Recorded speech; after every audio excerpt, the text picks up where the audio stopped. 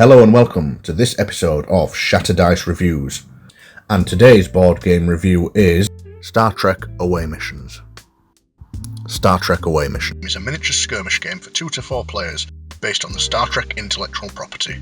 Set primarily in the time frame of Star Trek The Next Generation, players will take control of an away team from one of the various factions featured in the Star Trek setting.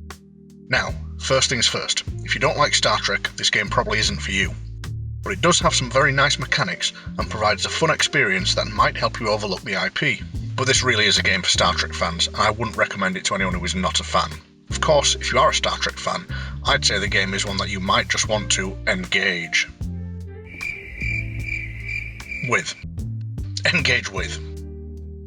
Star Trek Away Team uses large modular boards that players will alternate the placement of to create the battlefield, or mission area. Mission area is perhaps a more fitting term, as despite being a skirmish game, the actual goal of away missions is to complete missions. Achieving missions will get you points, and getting the most points makes you the victor. While you can get into combat in this game, it doesn't often net you that many points and is sometimes best avoided altogether, but we will cover fights and combat later. First, let's take a look at the basics. The first thing players do is pick an away team. Each team is pre-composed of a set number of miniatures representing characters from the Star Trek universe, each belonging to their respective faction.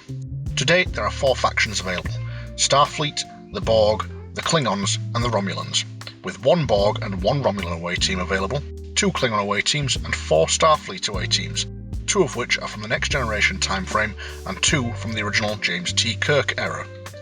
The core set includes the Borg away team, led by Locutus, and Starfleet away team, led by William Riker. The other factions and away teams are available separately as expansions. There is plenty of opportunity for different matchups, with so many available, and each one brings its own unique flavour. As the Federation, you will be setting up transporters and analysing computer cores, while the Romulans will be engaging in covert espionage and sabotage. The Borg, as the resident space zombies of the Star Trek universe, will have you trying to assimilate your opponent's team, and the Klingons will of course be looking to gain honour in glorious battle. So how does this work? Well, after picking your away team and assembling the mission area, the away teams will beam down, which involves each player placing one of their miniatures on the board in a defined deployment area. Players then alternate deployment until all of their away team is placed. After that, each player draws 5 cards from their mission deck and 5 from their support deck. Mission cards, drawn from the mission deck, are what provide you with the objectives which you will need to complete to earn points and win the game. Each faction has its own unique missions, thematically in line with that faction, and each faction also has 1 large primary mission card, which will score extra points. However, this mission will probably not make up the bulk of your score. Support cards meanwhile provide you with, surprise surprise, support to help you complete your missions. This support comes in the form of events and equipment.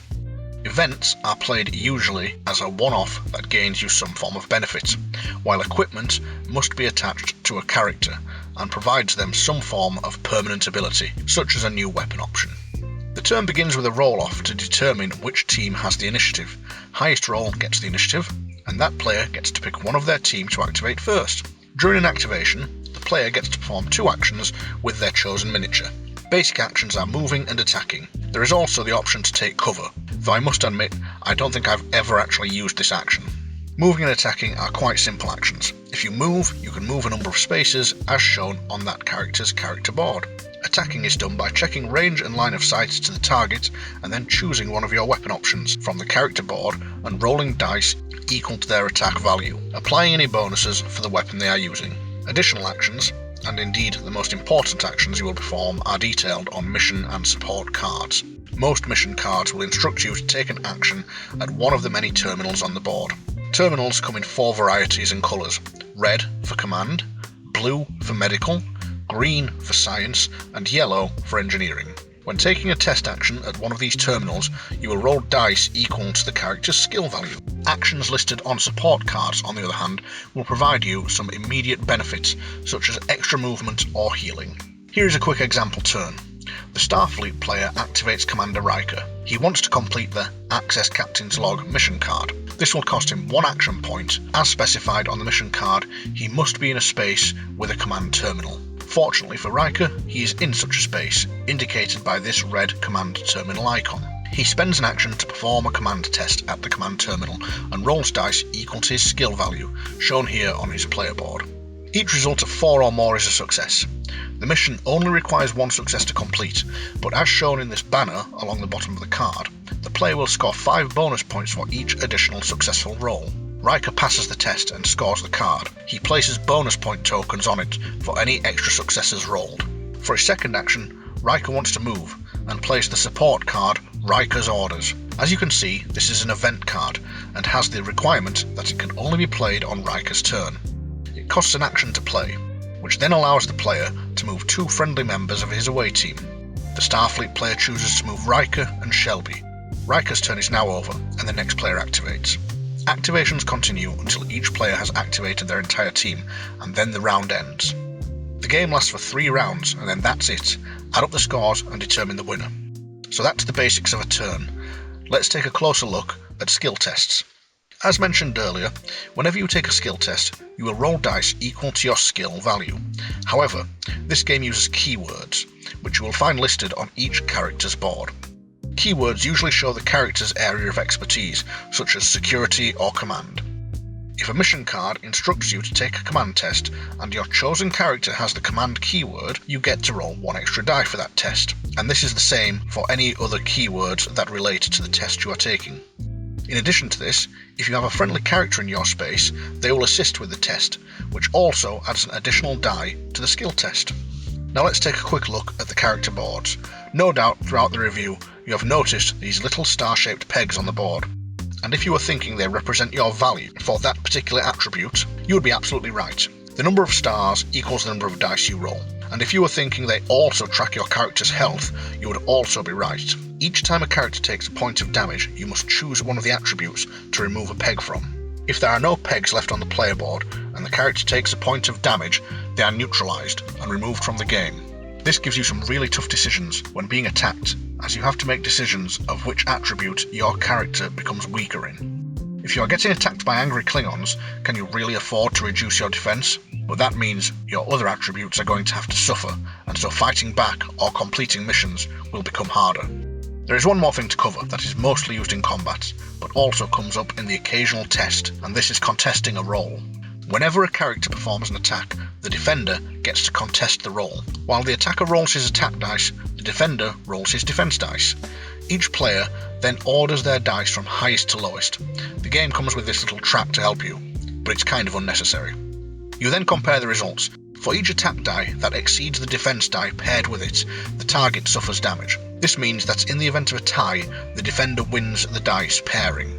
In the event one of the characters has more dice, such as the attacker rolling 4 dice and the defender rolling 3, any additional dice will be uncontested and so are successful on a roll of 4 or higher. There are no automatic hits or blocks here. Sometimes a skill test can also be contested. This follows the same principle, where the contesting player rolls the matching skill and compares the dice in the same way when attacking and defending. Final point on tests. If you're not happy with your dice result, you can discard a card from your hand to re-roll any of the dice, and you can continue to do this if you wish until you have no cards left. But be warned, if your opponent is contesting, they can do this too, and as the defender wins tied rolls, this can really give them the upper hand if they manage to re-roll some dice to be 6s. And that's the basics for gameplay. As always, there is a lot more to be unearthed in this game, but let's move on to the good, the bad, and the ugly. The good. The Star Trek theme really shines through here in this game. The artwork on the boards, the stills taken from the shows for the cards, and the aim of the game being to complete missions of science and engineering feels very Star Trek. For me, that's a really big win, but beyond that, the rules to this game are just overall really good. The dice mitigation by discarding cards makes for really tough choices, and so does the damage system. You really have to think tactically about what is an acceptable loss, and it's so much fun when you and your opponent are both making this decision as you both discard cards to re-roll your dice, desperately trying to one-up each other and make sure that attack does a bit more damage or that skill test scores as many points as possible. The bad. Balance is the biggest issue with this game. There are some really poor matchups in this game, and unbelievably, the Borg and Federation are perhaps 2 of the worst. and these two come with the core set. This is the first impression that people get of the game, and it's a good chance that the Borg player might get a pretty bad one. The Federation just massively outperforms them. Despite the really cool assimilation mechanic, where the Borg can take control of other characters, this can be difficult to do within the limited 3 rounds. Maybe if the game lasted 5 or 6 rounds, this would balance the scales a bit, but in 3 rounds, the Borg player will struggle to assimilate the enemy away team and score mission goals at the same time. Meanwhile, the Starfleet away team absolutely racks up points and gains such a lead over the Borg that almost every game I have played, Starfleet have just blown the Borg out of the water. On one occasion, where I was playing the Borg, I managed to assimilate the entire enemy away team, but it didn't matter. This isn't an automatic victory for the Borg. Instead, you score some points for it. By the time I assimilated everyone, it was the end of turn 3, and so we tallied up the scores. The Starfleet players still won by 20 or 30 points that they had scored while I was busy assimilating, and the Borg mission cards don't score anywhere near as highly or as easily as the Starfleet ones. After playing quite a lot of this game, and playing with all the factions, I think the most even matchup is Starfleet and the Romulans. The Borg and Klingons can have a good game too, as they are more likely to get into a big punch-up, but they seem lacking in comparison. The game does use an element of deck building, and maybe if you're a master strategist, you can put together a really powerful deck of mission cards and support cards for the Borg or Klingons, but I just haven't managed it. The ugly. This one is a matter of taste for me. It's these cartoony, disproportionate miniatures. They have grown on me a bit since painting them, but I just find them quite unpleasant to look at. It's better than meeples or tokens, I suppose, and it's not like the price has been jacked up by the miniatures. This game cost me about £40, which I think is quite fair for the quality of the game. The other bit of this game that can be quite ugly is player interaction.